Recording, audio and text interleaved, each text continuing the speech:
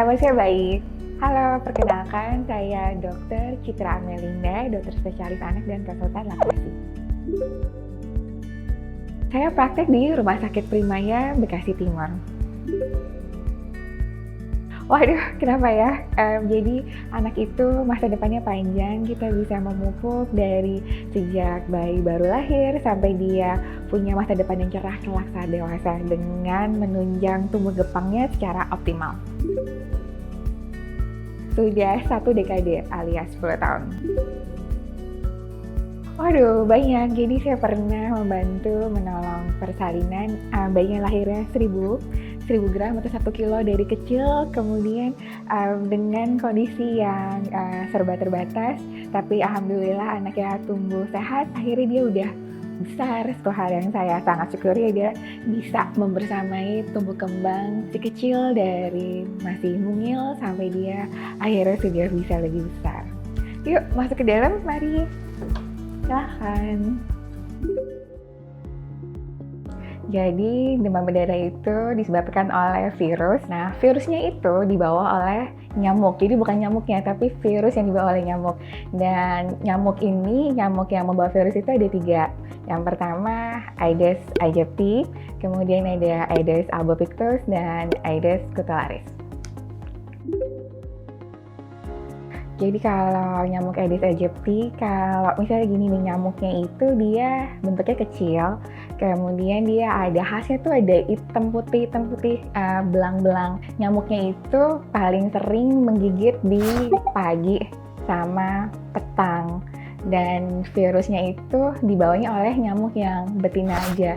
Si nyamuk ini dia menggigit orang yang terkena demam berdarah, kemudian dia membawa virusnya, dan virusnya itu dia bisa bertahan sekitar semingguan lah, 8-12 hari di tubuh nyamuk, kemudian dia bereplikasi, kemudian dia menggigit, si nyamuknya menggigit lagi orang yang lain, dan nyamuk ini tuh bisa terbang sampai 100 meter, jadi dia bisa berkali-kali, dan lingkungan tetanggaan itu bisa kena.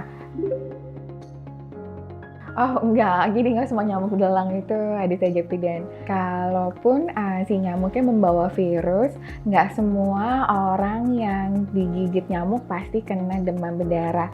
Tergantung daya tahan tubuhnya juga. Jadi kalau sistem imunitasnya lagi bagus, si tubuhnya itu berhasil dia membuat si virusnya itu nggak berkembang biak, jadi nggak sampai sakit.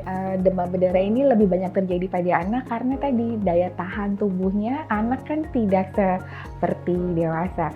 Jadi nggak semua nyamuk belang itu mengandung virus, dan tapi kita tetap harus waspada, harus pencegahan supaya memotong transmisi penularan nyamuk demam berdarah. Nah, ini khas banget. Jadi kalau misalnya gigit nyamuk itu kan biasa, tapi nggak semua nyamuk ada virus demam berdarahnya. Kalau demam berdarah, jadi dia itu si nyamuknya kalau nggak hanya menggigit, tapi dia juga menyebabkan pendarahan di dalam. Sehingga kalau misalnya dilebarkan seperti ini, kalau nyamuk biasa kalau pas di bintik merahnya dilebarkan dia hilang. Kalau demam berdarah dia masih ada, dan khasnya si pendarahan bintik-bintik merahnya itu ada di kaki, ada di tangan, dada, dan muka, hilang dalam sekitar 1 mingguan juga. Tapi intinya kalau misalnya anak ada bintik-bintik merah, ada demam tinggi, itu harus waspada demam berdarah, apalagi kalau misalnya di sekitar, di lingkungan tetangganya ada yang demam berdarah, atau kalau udah usia sekolah teman sekelasnya ada demam berdarah, itu kita harus waspada. Dan khasnya juga demam berdarah itu dia gejalanya seperti pelana kuda demamnya. Jadi dia demam tinggi, kemudian di hari keempat, hari kelima itu seperti yang turun demamnya, seperti yang kayaknya sembuh ya, padahal sebenarnya itu dia lagi bahaya-bahayanya. Jadi intinya adalah kalau misalnya lagi ada bintik-bintik merah, banyak nyamuk, apalagi ada riwayat demam berdarah di sekitar, di tetangga maupun di sekolah, itu waspada, periksa ke dokter untuk memastikan sakitnya apa.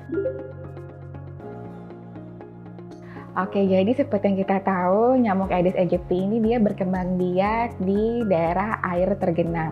Apalagi sekarang di musim hujan itu kan banyak genangan air, dan Kemenkes sendiri juga akhirnya mengeluarkan anjuran 3M+. Jadi yang pertama adalah menguras tempat-tempat penampungan air. Yang kedua, habis dikuras kita harus menutup tempat-tempat penampungan air. Yang ketiga, mendaur ulang barang-barang yang bisa menjadi tempat air tergenang. Selanjutnya plusnya adalah yang pertama dari Kemenkes juga menyarankan satu, jadi menanam tanaman-tanaman yang dapat menangkal nyamuk. Yang kedua, kalau misalnya di rumah nih punya kolam, jadi taruhlah ikan yang dapat memakan jentik-jentik larva nyamuk. Terus juga kalau di rumah itu kita di daerah tropis pasang kasa kawat anti nyamuk ada di pintu sama jendela. Kemudian juga bisa menggunakan ini kalau tidur bisa pakai kelambu untuk menutup. Kemudian juga bisa pakai obat nyamuk atau misalnya repelen anti nyamuk. Dan satu lagi jangan lupa sekarang udah ada vaksin demam berdarah untuk mencegah demam berdarah. Sudah ada vaksin DBD, sudah ada. Gunanya adalah pertama untuk mencegah infeksi demam berdarah, dan yang kedua adalah apabila terinfeksi dia mencegah resiko agar penyakitnya itu nggak terlalu berat. Karena kita tahu demam berdarah itu banyak tingkatannya dari yang ringan sampai dia berat, shock, dan dapat berisiko kematian. Dan si vaksin ini bisa untuk anak usia mulai dari 6 tahun sampai dewasa usia 45 tahun. Dan vaksin ini diberikan 2 kali, selangnya 3 bulan.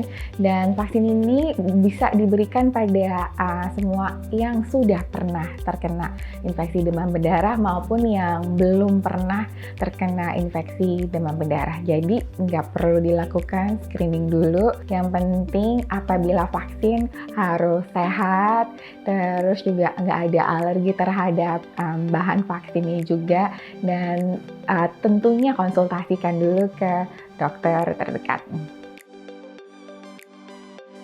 Jadi pencegahan demam berdarah itu bisa dilakukan dengan tadi 3M+, dan jangan lupa vaksin untuk anak usia 6 tahun, mulai 6 tahun sampai dewasa usia 45 tahun. Terima kasih dokter atas waktunya. Sampai ketemu lagi dok. Terima kasih juga, sampai jumpa lagi.